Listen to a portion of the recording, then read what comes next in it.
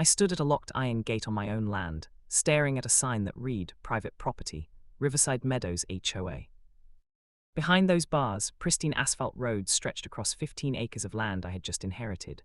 Modern streetlights lined the paths like soldiers. A high-end playground sat in the distance, filled with the sounds of children laughing. Families walked their golden retrievers with an air of total belonging, as if this dirt had been theirs for generations. It hadn't. I pulled the deed from my bag, the paper crisp and heavy in my hand.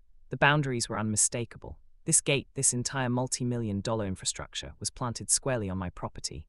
Near the guardhouse, a woman with a sleek ponytail and a clipboard waved a Range Rover through. She didn't even look at the driver, she just nodded, radiating the kind of effortless authority that comes from years of unchallenged rule. "Thanks, President Brennan," the driver called out. Claudia Brennan, HOA president. She was giving orders on land my family had owned since the 90s, acting like she owned every blade of grass, and not one person questioned her. Not the guard, not the residents, not the system that had quietly colonized this acreage while my uncle grew old and tired. They thought time was on their side. They thought years of paved roads and neighborhood picnics had erased the law. They thought no one would ever push back. They were wrong. My life was ordinary in the way most quiet lives are. 3 weeks earlier, I was in my studio apartment, hunched over a desk with my camera, color-correcting wedding photos. The air smelled of stale coffee and city bus exhaust. Then my phone rang. The number was unrecognized, but the area code felt like a ghost from my childhood. I answered. A man's voice, filtered through the clinical professionalism of an estate attorney, told me my uncle Edmund had passed away. I didn't cry, not because I didn't care, but because Edmund had become a shadow long ago. After my aunt died in 2008, he retreated into the 15.2 acres of woods he called home. He stopped answering letters. He stopped coming to Christmas. But when I was a kid, he was the man who taught me how to sit still enough to hear a bird's wings before I saw its feathers. He was steady. "Mr. Merrick," the attorney said, his voice dropping into a lower, more cautious register. "The inheritance includes the house and the full acreage. But there is one thing I should mention. The property has a complicated history." "Complicated how?" I asked. "It's better discussed in person," he replied, "after you've seen the land for yourself." The way he said "seen the land" felt like a warning. I drove out the following Saturday. The route was a trip through a fading memory, the old weathered barn, the bend in the road where the asphalt used to crumble. I expected to see a gravel driveway and the familiar smell of pine needles. Instead, I saw the gate.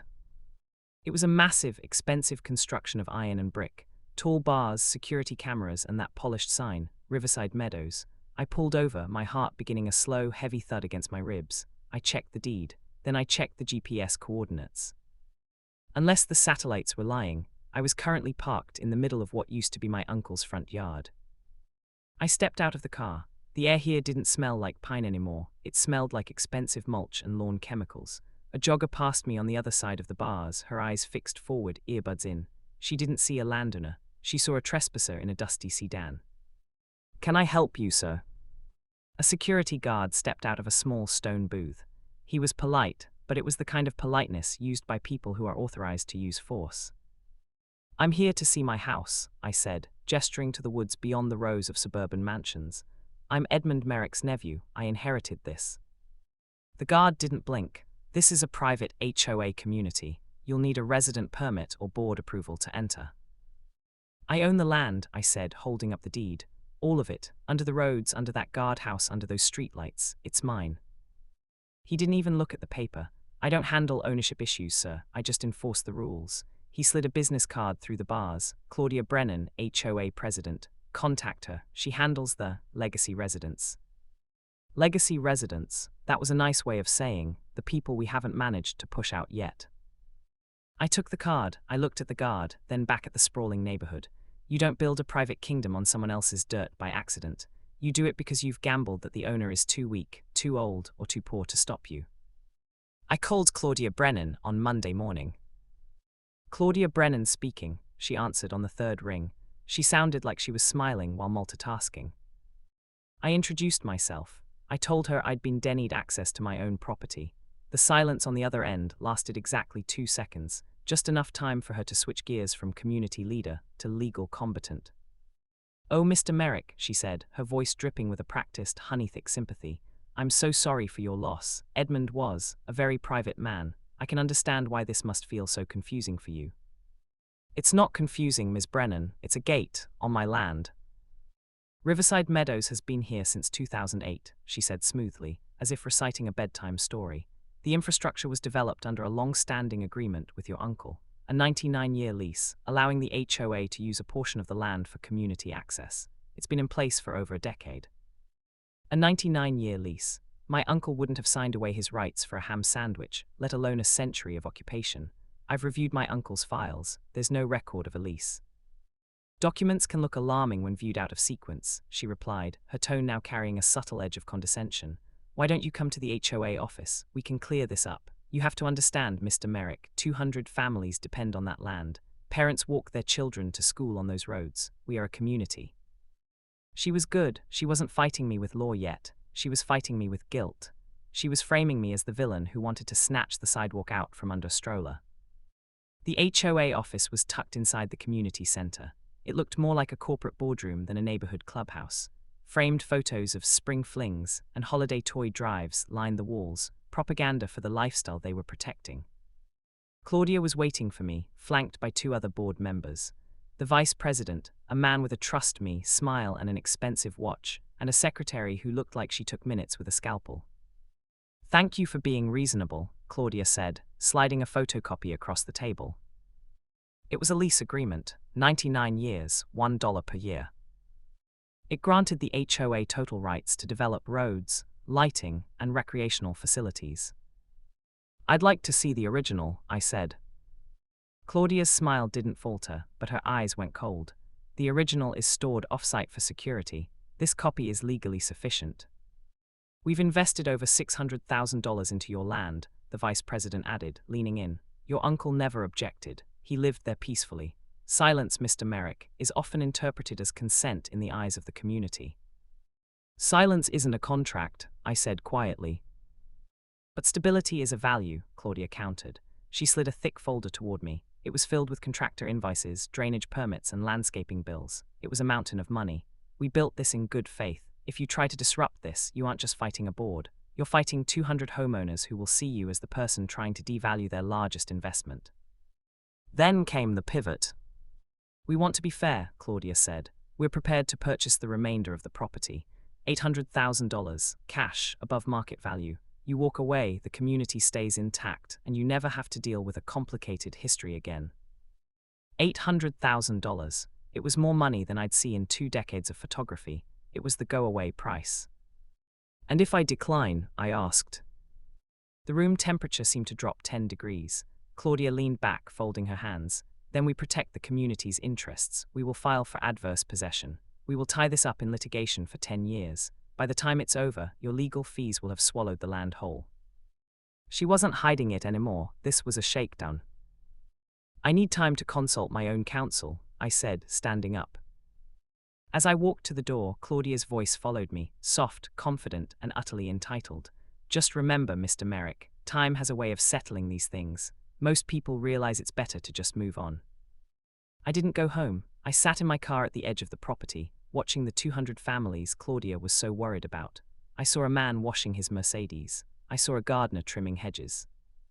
They weren't depending on my land, they were occupying it. I thought about my uncle. I pictured him in his final years, looking out his window at the slow-motion invasion of his privacy. I imagined him being bullied by Claudia's sympathy, told that his silence was consent, until he finally just gave up and retreated into the woods. The $800,000 wasn't an offer. It was a bribe to help them finish what they started. I went back to my apartment and didn't sleep. I spent the night on the floor of my studio, surrounded by my uncle's old boxes. I found his journals. I found tax receipts. And then at 4:00 a.m., I found a small, yellowed envelope tucked into the back of a 1998 fishing log. Inside was a letter from a law firm, dated 2009. It was a cease and desist, addressed to the Riverside Meadows HOA. My uncle hadn't been silent, he'd been fighting. The letter outlined a temporary construction easement that had expired in 2010. There was no 99-year lease. There was only a 3-year agreement that the HOA had simply ignored once it ended. They had banked on the fact that an old, grieving man wouldn't have the stomach for a courtroom. I felt a cold, sharp clarity wash over me. I wasn't just going to fight them, I was going to dismantle them. 2 weeks later, I returned to the gate, but I wasn't alone. I had a flatbed truck behind me, carrying 2 massive concrete K-rails. I also had a surveyor and a very expensive attorney who specialized in land use. The guard ran out of his booth, radio buzzing. "You can't park that here. This is a private entrance." "Actually," I said, leaning against my car door with a thermos of coffee, "it's my driveway, and I've decided to do some remodeling." Within 10 minutes, Claudia Brennan arrived in her white SUV, looking like she was ready to fire a subordinate. She hopped out, eyes wide as she saw the crane on the flatbed, preparing to drop a 3-ton concrete barrier right in front of the gate. "Mr. Merrick, what is the meaning of this?" she shrieked. The calm president persona was cracking. "Good morning, Claudia," I said, checking my watch. "I've decided to decline your offer. In fact, I've decided to revoke the implied consent you've been enjoying for the last 15 years. "You can't block this road," she yelled, pointing at a line of cars beginning to form behind the gate. "This is the only entrance to the north phase." "Correction," my attorney said, stepping forward with a stack of papers. "This is the only illegal entrance. Your temporary easement expired in 2010. Every day you've operated this gate since then has been a trespass. My client is simply securing his perimeter." "We have a lease," she screamed, her face turning a vibrant shade of purple. "I showed you." "You showed me a photocopy of a forgery," I said, my voice low and steady. "We checked the county records. That lease was never filed because it doesn't exist. But what does exist is the 2009 cease and desist my uncle sent you, which you ignored." The vice president arrived then, his trust me smile replaced by a look of sheer panic. "Owen, let's be reasonable. We can talk about the price. 1 million, right now." "It's not about the money anymore," I said, watching the crane lower the first concrete block. Thud, the ground shook. "It's about the fact that you built a neighborhood on a lie. You told these people they were buying into a secure community while you were actively stealing the dirt under their feet." The police arrived shortly after. 2 cruisers, lights flashing. Claudia ran to them like they were her personal security detail. "Officer, arrest this man. He's blocking an emergency access route." The sergeant looked at the K-rails, then at my attorney. My attorney handed over the certified survey and the court order we'd secured that morning. The sergeant spent 5 minutes reading. Claudia hovered over his shoulder, whispering about community safety and lawsuits. The sergeant looked up at her, then back at the papers. "Ma'am, this survey shows the property line starts 30 feet behind me. This gate, this road, and your guardhouse are all on this man's private land." "But the residents," she cried. "The residents have a secondary exit 2 miles south," I pointed out. "It'll add 20 minutes to their commute, but hey, time has a way of settling these things, right?" The sergeant looked at Claudia. "He's within his rights, ma'am. It's a civil matter. I can't make him move a barrier on his own property." The look on Claudia Brennan's face was the most satisfying thing I've ever seen. It wasn't just anger. It was the look of a predator realizing the cage door had just locked from the outside. As the residents began honking, realized they were trapped, and started filming the scene on their phones, the reality set in. Claudia hadn't just lost the land. She had lost her kingdom. Within hours, the homeowners would find out their president had exposed the HOA to a massive class action lawsuit for misrepresenting property boundaries and misappropriating dues for illegal construction.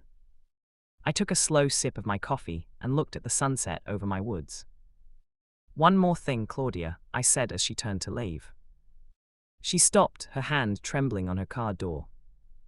"The playground," I pointed to the distant swings. "I'm keeping that. My uncle would have liked the idea of me finally having a quiet place to fish, and since it's on my land, I think I'll start by taking down the fence."